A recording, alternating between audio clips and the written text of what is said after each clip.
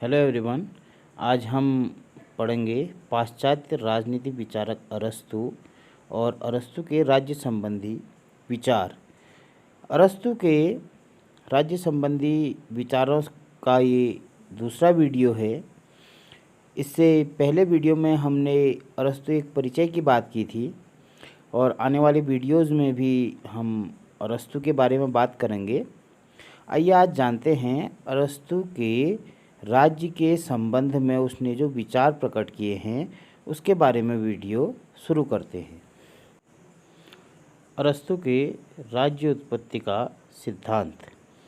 अरस्तु ने माना है कि राज्य का जो विकास है वह क्रमिक होता है, अर्थात राज्य जो है उसमें जो विकास की प्रक्रिया है वह धीरे धीरे संपन्न होती है। साथ ही दूसरा बिंदु है कि अरस्तु ने यह माना है सबसे पहले कि मनुष्य एक सामाजिक प्राणी है, वह समाज में रहना पसंद करता है, ऐसा अरस्तु ने माना है। और अरस्तु ने माना है कि जो राज्य का निर्माण है वो किस प्रकार हुआ है। अरस्तु ने माना है कि जो राज्य है उसकी सबसे छोटी इकाई परिवार है, परिवार मिलकर ग्राम का, ग्राम मिलकर समाज का और समाज मिलकर राज्य का निर्माण करते हैं और समान समुदाय के सदस्य मिलकर एक राज्य का निर्माण करते हैं जिससे उनके हितों की पूर्ति की जा सके। अरस्तु ने यह माना है कि जो राज्य है वह एक प्राकृतिक संस्था है। और छठा बिंदु है, अरस्तु के गुरु जो प्लेटो हैं वो मानते हैं कि जो राज्य है वह व्यक्ति का ही बृहद रूप है, लेकिन अरस्तु मानता है कि जो राज्य है वह परिवार का बृहद रूप है। और वह यह भी मानता है कि राज्य मानव निर्मित नहीं बल्कि एक प्राकृतिक संस्था है।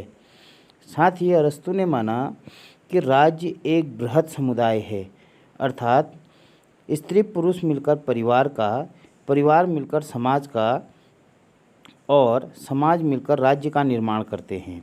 अर्थात जो राज्य है वह समाज का भी समाज है, यानी समुदाय का भी समुदाय है, ऐसा अरस्तु ने माना है। अरस्तु ने माना है राज्य व्यक्ति से पूर्व की संस्था है। साथ ही अरस्तु ने यह भी माना है कि जो राज्य है वह एक जैविक संस्था है, अर्थात जिस प्रकार एक शरीर को बनाने में समस्त अंगों का योगदान है, उसी प्रकार राज्य रूपी शरीर का निर्माण उसके नागरिक रूपी अंग करते हैं। कहने का अर्थ है कि जो अरस्तु है वह राज्य को एक जीवधारी के समान मानता है, एक जैविक संस्था मानता है। जिस प्रकार एक शरीर के निर्माण उसके अंगों द्वारा होता है, उसी प्रकार जो राज्य है उसका निर्माण उसके नागरिक करते हैं।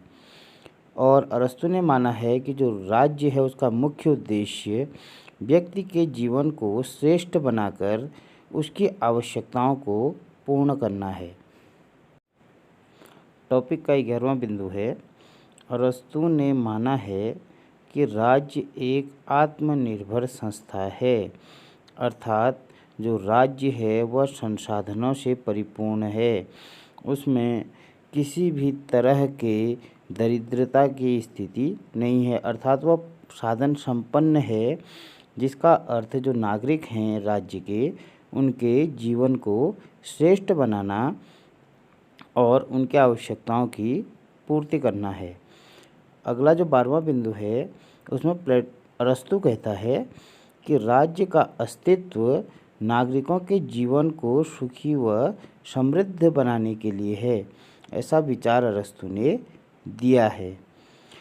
पॉलिटिक्स अरस्तु की एक महान कृति है और यह भी हमें याद होना चाहिए कि जो अरस्तु है उन्हें वैज्ञानिक राजनीति का जनक और संविधानवाद का जनक भी कहा जाता है।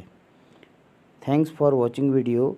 नेक्स्ट वीडियोज़ में हम अरस्तु के अन्य कार्यों की चर्चा करेंगे।